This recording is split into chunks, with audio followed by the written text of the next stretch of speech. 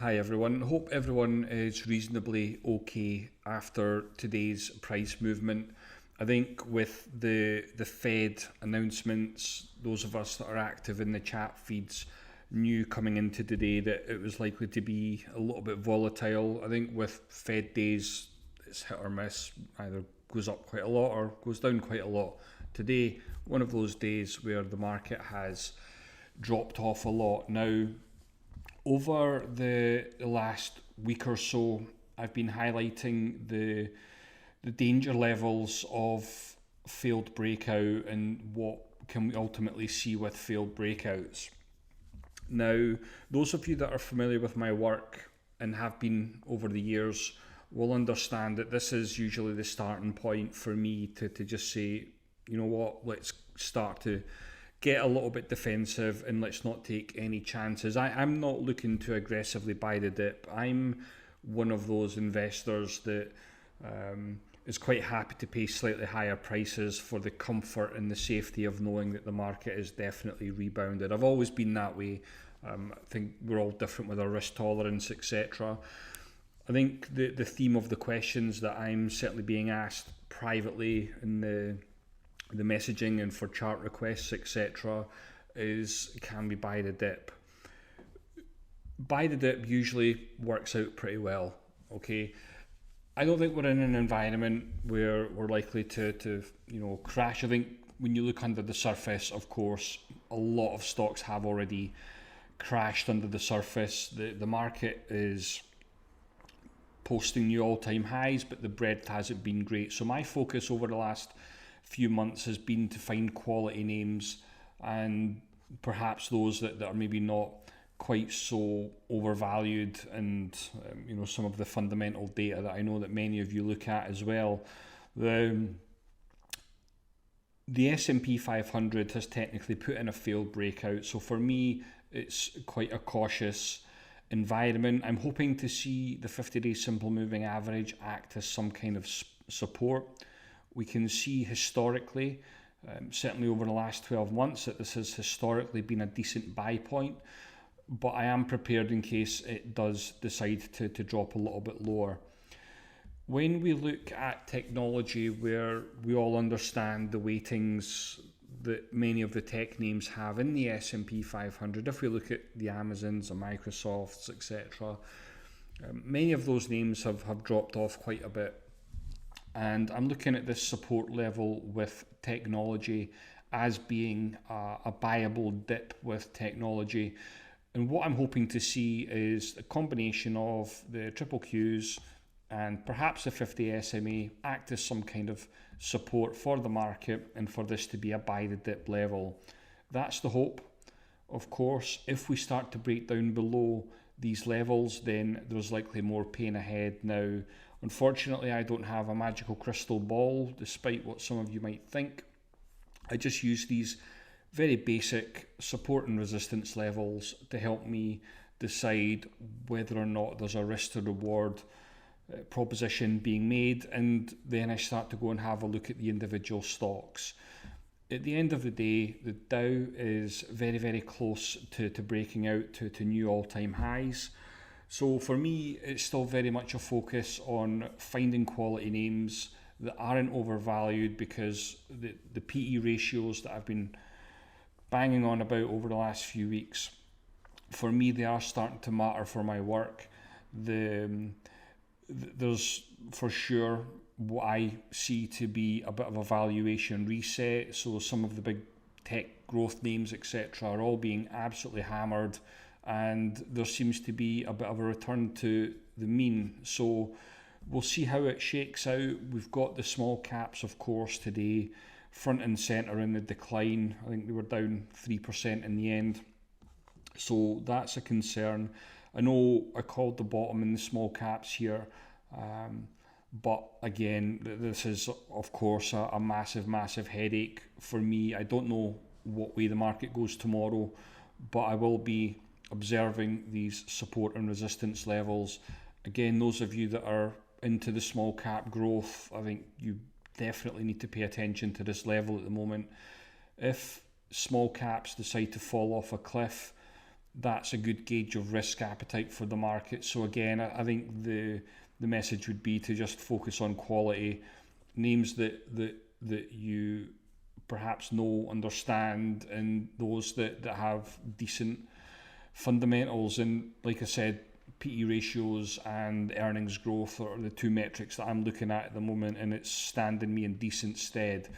We've had a spike in volatility today, as you would expect. When the market goes down, we get spikes in volatility. We've had a number of spikes over the last 18 months. Perhaps this is the start of another one, who knows? But like I said, those support and resistance levels are the levels that I'm going to be watching like a hawk over the next day or two. Hopefully, all is well tomorrow. Buy the dip wins again, and everybody sails off into the sunset to new all-time highs. But as a market analyst, I'm sure you can appreciate it's a very, very challenging environment when we get these failed breakouts, because we just need to have a look at what happened with the small caps, which I highlighted 6 weeks ago, and they've fallen off a cliff. I don't want to see the same thing happen with the S&P 500. I don't think it will happen, but we need to be open to the possibility that it might. So just to recap, I'm looking at the triple Qs as a support level by the dip. That's around 380, and I'm hoping to see some kind of support around the 50-day simple moving average. If that fails, I think the expectation is that we fall to the bottom of this range again, but I'm hoping that it doesn't get that far, and of course I hope to see support kick in here. Now, I have a few charts I want to quickly run over. I get asked a lot about Bitcoin, Ethereum. Of course, they are the two names that I tend to cover the most, and they're in a massive sideways range at the moment. They're chopping about.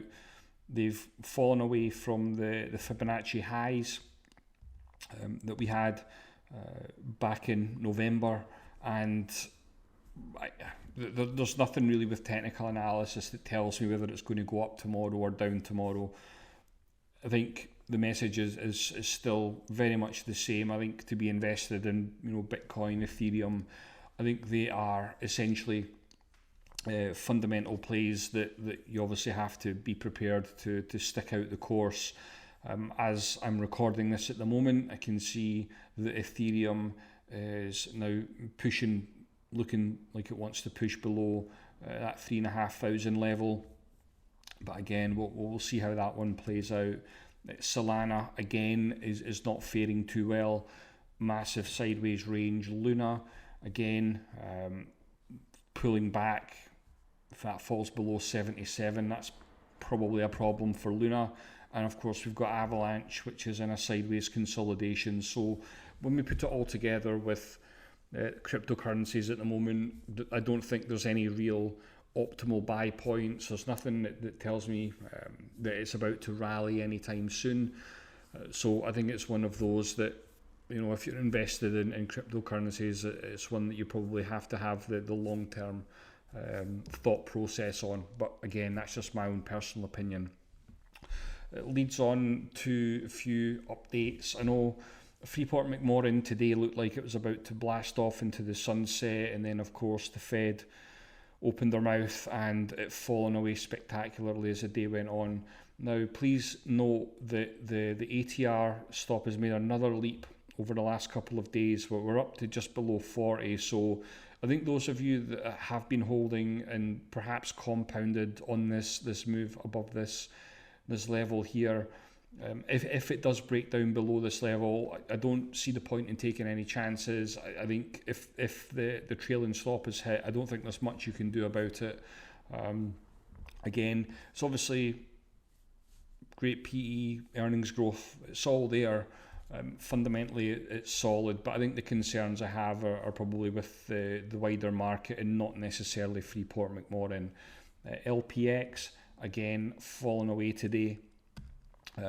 Nvidia's of course the frustrating one.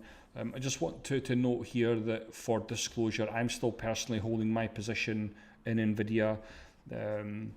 Of course, stop losses I'm sure have been triggered for those of you that are maybe managing risk a little bit closer. This Nvidia, along with Facebook and Apple, are the names that I'm quite happy to hold at the moment. Again, I'll revisit that thesis if the triple Qs, decide to break lower. But certainly the headache probably is around valuations of Nvidia at the moment, given that we're seeing a bit of a valuation reset across tech. My concern is not with Nvidia, it's more along the lines of, will Nvidia get that valuation reset as well? So that's my headache at the moment. I've taken off my stop loss, I am still holding, and of course I've got my ATR stop, which is currently at 268. So again, we'll see how that plays out over the next couple of days. And of course, Micron looked like it was ready to blast off today, and then it obviously fallen away. But still ultimately hoping that this will break out above 100, but it might be next week or later this week before that happens. A few names to consider perhaps for the next week. We've got Citizens Financial Group. Again, just draw your attention to PEs and earnings growth. Looks like a potential cup and handle pattern, held up pretty well today above 52.50. I posted this chart into the charting feed this morning. Again, looking at an inverse head and shoulders pattern. Again, PE earnings growth is there. TJX close above 77. We've got Travelers Company. Again, this held up pretty well today. It's a component of the Dow, and we're looking at above 164. And we've got Deutsche Bank here as well. Again, big earnings growth, low PE. It's obviously big European bank, but there are signs here. This has been on my radar for quite a while actually. Looking for a potential breakout here. And again, we'll see how that one develops if it wants to break out over the next week. So that's the halftime. If anybody has any questions, thoughts or comments, or has any chart requests, feel free to get them in. I'll be back to the laptop tomorrow. As I'm sure you can appreciate, I'm going to be switching the laptop off as soon as I've finished uploading this and just getting on with something on Netflix and chilling out. So enjoy your evening all, and I'll pick up with you all soon. Thanks.